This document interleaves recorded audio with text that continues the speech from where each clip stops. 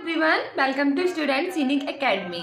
Guys, आज हम बात करेंगे रीड के बारे में। जैसे आप जानते हैं कि रीड के बच्चों को काफ़ी घबराहट हो रही है और मैंने इस बारे में एक वीडियो भी बनाया था, लेकिन फिर भी घबराहट है कि जाने का नाम ही नहीं ले रही है। अब क्या किया जाए? घबराहट तो होती है एग्ज़ाम से पहले और नॉर्मल सी बात ही है, पर हम इसके बारे में थोड़ी बात करेंगे कि हमें घबराहट क्यों हो रही है। पहली बात तो ये है कि आपने अपना सिलेबस अच्छे से पूरा नहीं किया है। तो 90% बच्चे ऐसे हैं जिनका कंप्लीट सिलेबस नहीं हुआ है। जी हाँ, ध्यान दीजिएगा, क्योंकि बच्चे बस कह देते हैं कि मैंने अपना सिलेबस पूरा कर लिया है, पर नहीं, उन्होंने पूरा नहीं किया होता है। काफ़ी बच्चे ऐसे होते हैं जो ऊपर ऊपर से सिलेबस को देख लेते हैं। इसीलिए आप लोगों को घबराने की कोई ज़रूरत नहीं है, क्योंकि आपके साथ जो कंपटीशन करने वाले बच्चे हैं उनका भी सिलेबस अभी पूरा नहीं हुआ है। ठीक है। दूसरी बात है कि रिवीजन नहीं हुआ है। हाँ, ये दिक्कत की बात है, क्योंकि अभी आपने अपना रिवीजन नहीं किया है। काफ़ी बच्चे ऐसे हैं जिन्होंने का सिलेबस पूरा नहीं हुआ, लेकिन उन्होंने रिवीजन किया है। जो पढ़ा है वो 2-3 बार पढ़ा है उन्होंने, इससे उनका रिवीजन अच्छे से हो गया है।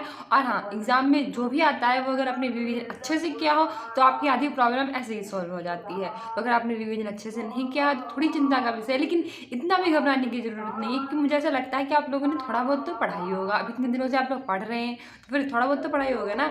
चलिए, कोई बात नहीं है। रिवीजन अच्छे से नहीं किया है तो कोई बात नहीं है, पर कर लिया है तो और भी अच्छी बात है। अब हम बात करते हैं अपने अगले की घबराहट हमें क्यों हो रही है। तो घबराहट हमें इसलिए भी हो रही है क्योंकि हम ना काफ़ी सोच रहे हैं। हमारी जो थिंकिंग है ना वो ज़्यादा हो रही है, यानी कि हम ओवर थिंकिंग कर रहे हैं। अब ओवर थिंकिंग हम क्यों कर रहे हैं? क्या होता है ना कि एग्ज़ाम से पहले एक नॉर्मल सी स्वभाव होता है सबका, कि आप सोचने को ज़्यादा ही लगते हो कि हमने जो पढ़ा है आज तक कैसा पढ़ा है, सही पढ़ा है कि नहीं पढ़ा है। तो फिर आपने सही पढ़ा है, चिंता मत कीजिए और ज़्यादा सोचिए मत, क्योंकि ज़्यादा सोचने से क्या होगा कि आपने जो पढ़ा है अब तक वो भी आप भूल जाएंगे। और ऐसा होता भी है, अगर आप ज़्यादा किसी विषय के बारे में सोचते हो तो आपने जो पढ़ा होता है ना वो भी आप ज़्यादा चीज़ें भूलने लगते हो। तो अपने आप पर अपना जो कॉन्फिडेंस है वो बना के रखिए और कहिए कि मैंने आज तक जो पढ़ा है वो बहुत अच्छे से पढ़ा हुआ है और मैंने बहुत अच्छे से पढ़ा है, इसीलिए मैं बहुत अच्छा करूँगा।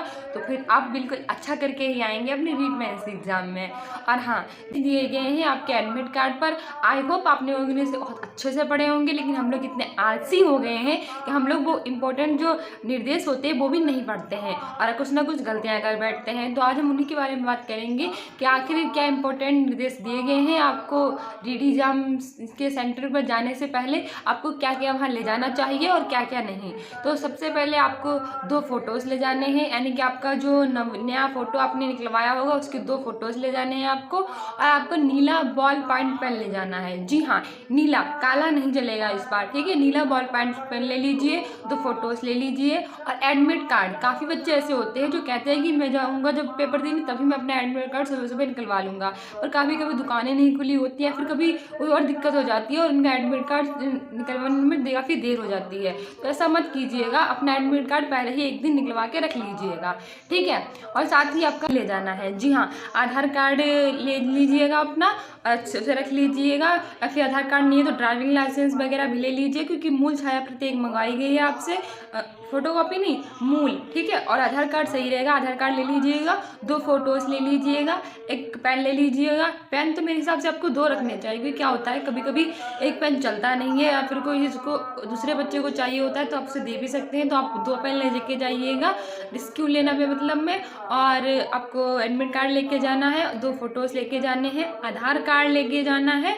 इतनी चीज़ें आपको लेके जानी है अपने सेंटर पे। और हाँ, सबसे ज़रूरी बात, आपको मास्क लेके जाना है, क्योंकि एडमिट कार्ड में साफ लिख दिया गया है कि आपको बिना मास्क के एंट्री नहीं दी जाएगी, इसलिए आपको अपना मास्क लेके जाना है। और साथ ही आप सैनिटाइजर की बोतल अगर ले जा सकते हैं तो एक छोटी बोतल खरीद लीजिएगा, और नहीं ले जा सकते हैं चलिए कोई बात नहीं, मास्क जरूर ले लीजिएगा। ठीक है, और साथ ही 1.5 घंटे पहले पहुंचना है आपको सेंटर पे। मैंने कितनी बार ये बात देखी है, यूपी टेट का पेपर हो, सी टेट का पेपर हो, सीईटी का पेपर हो, किसी भी एग्जाम का पेपर हो, बच्चे रोते रहते हैं कि मेरा पेपर छूट गया, मेरा पेपर छूट गया।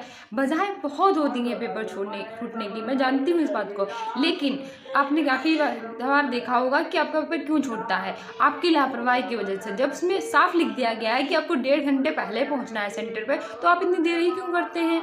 आई नो कि कभी ट्रेन लेट हो जाती है, कभी कुछ लेट हो जाता है, लेकिन जहाँ तक हो सके, इतना भी पॉसिबल हो सके, आपको तय समय पर ही वहाँ पहुँचना है। तो जल्दी अपने सेंटर पे पहुँचिएगा। थोड़ा बहुत, जैसे कि अगर जल्दी पहुँच जाइएगा, 1.5 घंटा तो चलेगा, लेकिन 1.5 घंटा लेट नहीं होना चाहिए आपको, ठीक है। तो आपको सेंटर पे क्या लेके जाना है, समझ गया आप? 2 फोटोज़ लेके जानी है, एडमिट कार्ड लेके जाना है, आधार कार्ड लेके जाना है, नीला पेन लेके जाना है, और आपको अपना मास्क लेके जाना है, ठीक है। सैनिटाइजर की बोतल हो सके तो वो भी लेके जानी है, ठीक है। इसके अतिरिक्त आपको 1.5 घंटे पहले पहुंचना है सेंटर पे, तो इस बातों का आप खास ख्याल रखिएगा। और हाँ, परीक्षा सेंटर पर पहुंचने के बाद आप लापरवाही मत बरतिएगा। सबसे ये मत कहने लगिएगा कि आपने क्या पढ़ाया, आपने क्या पढ़ा, आपने कौन सी बुक से पढ़ा है, आपने कौन सी कोचिंग से पढ़ा है। इतने सारे क्वेश्चन वहाँ मत शुरू कर दीजिए, क्योंकि आधा कॉन्फिडेंस तो आपका वहीं लूज हो जाएगा। वो कहेगा मैंने यहाँ से पढ़ा है, और ये इतना अच्छा पढ़ाती है, बोलो मैंने तो पढ़ा ही नहीं है, मैं तो पास ही नहीं हो पाऊँगा। तो ऐसा मत कीजिएगा। आप अच्छे से अपने जो भी पढ़ा है आज तक बहुत अच्छा पढ़ा है, तो शांत रहिएगा, बहुत अच्छे मन से पेपर दीजिएगा। और गॉसिप करने की ज़रूरत नहीं है कि आपने कहाँ से पढ़ा है, मैं कहाँ से पढ़ा हूँ, मैंने अच्छा नहीं पढ़ा है, आपने अच्छा पढ़ा है, ये सब करने की ज़रूरत नहीं है, क्योंकि आधा कॉन्फिडेंस तो आपका वहीं लूज हो जाएगा, ठीक है। तो फिर यही सब थी इम्पोर्टेंट ज़रूरी सूचनाएं थी आपकी रीट एग्ज़ाम को लेकर। तो आप हमेशा अच्छे से ध्यान से पेपर दीजिए। ऑल द बेस्ट सभी को उनके रीट मेंस एग्ज़ाम के लिए, और अच्छे से करके आइएगा, चिंता मत कीजिएगा, क्योंकि पेपर तो होना ही है, और जो सा भी आप करेंगे वो आपके ऊपर निर्भर करता है, ठीक है। और मोटिवेशन नहीं आ रहा है बच्चों को, मोटिवेशन नहीं आ रहा है बच्चों को, कोई मोटिवेशन की ज़रूरत भी नहीं है। आपका 2 दिन बाद एग्ज़ाम है, अब आप मोटिवेशन कहाँ तलाशते फिरेंगे? खुद ही एक मोटिवेशन ये है कि आपको 2 दिन बाद एग्ज़ाम है।